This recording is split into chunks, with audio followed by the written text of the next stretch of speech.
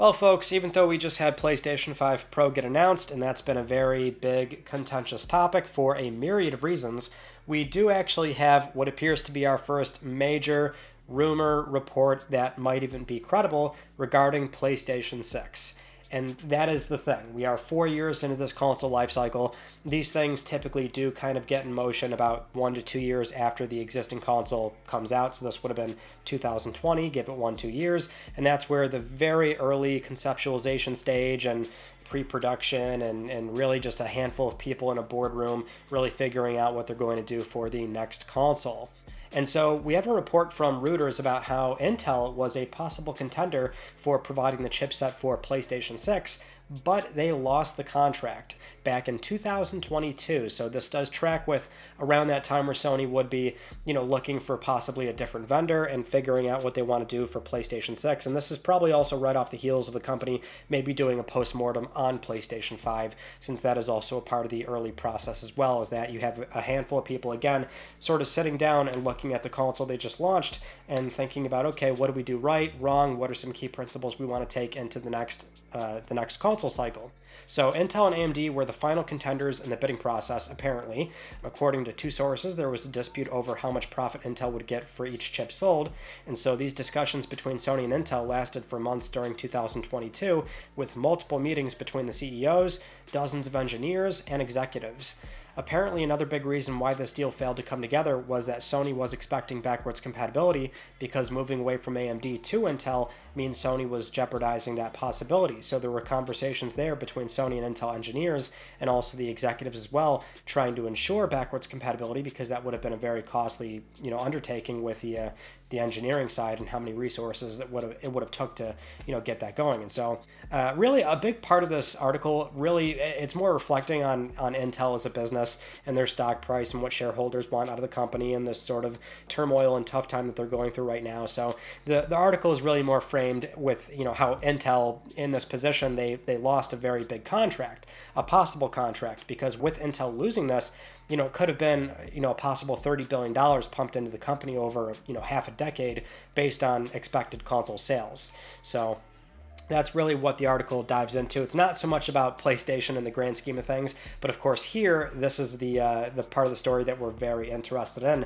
And it's a fascinating one to consider when this, appears to be some of our first early big rumor insight into PlayStation 6. Now, I think we all were, for the most part, expecting that Sony was probably going to stick with AMD going into the next cycle of hardware. I mean, case in point, we do have PlayStation 5 Pro that was just announced, and that too is another AMD collaboration, which, to sort of figure out the timeline here, we actually had this insight from Tom Henderson, writing for Insider Gaming. He didn't actually put up an article about this. He said he's possibly going to do that at some point, but he did mention recently on X that from prototype to release, Mark Cerny's hardware team took 19 months, never missing a deadline, to make PlayStation 5 Pro. So from the rough timeline that we have there, that does pretty much coincide with Sony doubling down on AMD and them securing the contract, because this would have been, shortly after the 2022 discussions, depending on exactly when that happened in 2022, but it does track. They were actually able to completely design and get ready to ship this console within a 19-month window, which in itself is very impressive, and that actually harkens back to some previous words Mark Cerny said when speaking with GamesIndustry.biz, where it's a matter of how you can design, make and fabricate and ship a whole console before you can a lot of modern video games nowadays. So, I mean, everything lines up, but just the point is that was around the time that Sony probably considered, okay, we're going to stick with AMD this time around. But still, it's in Sony's interest to shop around and see what they could maybe, who they can bargain with and what kind of deal they can work out. If they can be in a position of, say, like, okay, going into PlayStation 6, they are, in theory, jeopardizing backwards compatibility. That would be PS4 Pro modes for all those games, PlayStation 5 native software, and then now PS5 Pro modes for those games. We're talking about thousands of titles going forward on PlayStation 6, to where Sony would have to figure out, if they were going to, say, go with Intel, they'd have to build some kind of emulation layer to bring forward those thousands of games. And it really is in the, it's more than 10,000 now at this point, or something crazy like that. It was, I think 8,000 is what they quoted before.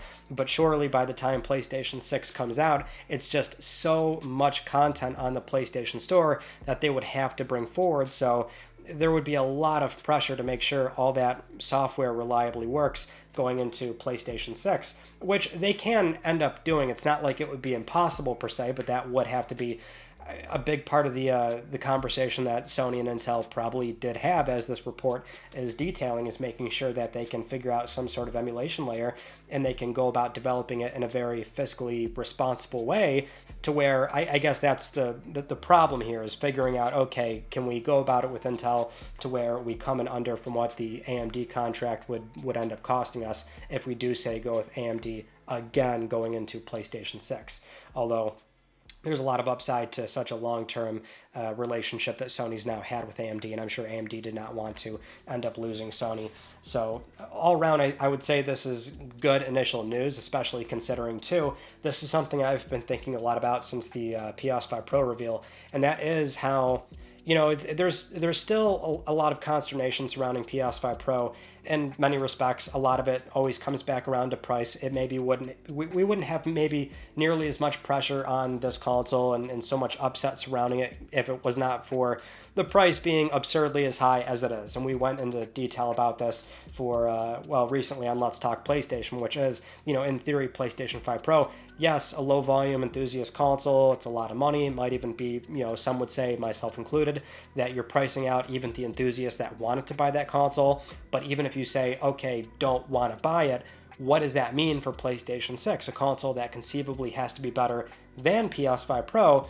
And we kind of went into the, you know, more finer details about how, okay, well, they don't have to subsidize PS5 Pro in the same way they would for a brand new hardware cycle. So maybe we could see the price possibly come down with new fabrication plants coming online by 2028. But then also they would go back to the subsidy model and be willing to lose money on every PlayStation 6 sold. So there's a lot that goes into it, obviously, not to really go off the rails here. But the point I want to circle back around is that a big conversation topic, surrounding PlayStation 5 Pro is, you know, do you need it, or are the gains really there? Is it worth the price, considering we are in diminishing returns? So you're talking about a lot of games that still look very pretty and gorgeous, and they still have 60 FPS modes on the base console, so why in theory would you buy a Pro? But we really are in this environment nowadays where across PS4, 5, and at some point PlayStation 6, I mean, 90% of the games that come out nowadays, dare I say 95, 98%, it's super high. Most games that come out today don't necessarily have to look as gorgeous and pretty as they, you know, often do for like a big AAA Santa Monica game or Naughty Dog or whatever, right? Like a lot of software coming out is still, you know, it could run and play on PlayStation 4 just fine by the time Nintendo's next round of hardware comes out, and that's going to revitalize that same sort of power budget, I guess, right? I mean, there's still going to be a lot of relevancy for shipping games that are like in the PS4 Pro kind of performance benchmark. Like, we're just always going to have games like these constantly. So in theory, you don't even, by the time PS6 comes out, it's just going to be kind of in a way a PlayStation 5 Pro, which is, you know, we're going to have another really long cross-gen period. You're just going to be looking at higher frame rates, higher resolution, probably more sensory experiences, which Sony already kind of acknowledged with this console. I like to say this a lot, but it's a matter of like PlayStation 5 is fundamentally designed in a way where Sony knows that, you know, graphical fidelity is not going to be the be-all, end-all way to sell you a console anymore. That's why you have advancements in 3D audio. That's why you have the triggers and the haptics for the DualSense, and you know, they're going to have to explore other ways to sell you a PlayStation 6 by the time they have to go and do it. But it just gives you like a high performance option by the time that console comes out, where when you buy it, you know, you can also play all these various settings now they have across PS4 Pro, 5 Pro, right? It's kind of it's a very interesting thing, seeing where the console industry is going. And something else I think about a lot is how with the Classics program on PS4 5, even though it's still like a very slow output, I mean, it's always something where I will be in a way frustrated with how slow it is. I mean, it takes a month for 3-4 classic games to come back on PS4 5. But, you know, if Sony, as long as they reliably retain backwards compatibility for each new console cycle, and not to say that in a way where it's like 20 plus years out, we can't necessarily talk that far out, but it's still, I guess, encouraging to know that we are PS4 and up is this new foundation for PlayStation. So with every restored PS1, PSP, PS2 game, eventually PlayStation 3, I would hope and I would argue that's going to happen on PlayStation 6 before it does on PS5 or even Pro for that matter, because it's damn near the same CPU. So the overhead really is not there. But with each restored classic game, it does build this PlayStation lineage that's all playable on one modern console nowadays. Obviously, I know people would love a theoretical PlayStation that plays all software natively, locally, and you insert discs in, but we know that's not going to happen. Not going to happen, probably not ever going to happen, especially with PlayStation 3, where they would have to basically fire up cell processors again and manufacture those and place that SoC on the board. Not happening. It would be emulation, they would monetize it, so not going to get into that conversation again, but it is something where it looks like for PlayStation 6, AMD is probably locked in, which I think was kind of clear from PlayStation 5 Pro, but it's at least encouraging to know that we have this little story that more than likely did play out being reported on from Reuters, so it's not necessarily confirmed info, but it does imply that Sony is still very committed to offering backwards compatibility for PlayStation 6, ensuring reliable compatibility across 5, 4, and the Pro settings for those games as well, and anything that's restored on PSN through the Classics program. Anyway, thank you so much for watching, and I'll see you all in my next video. You take it easy.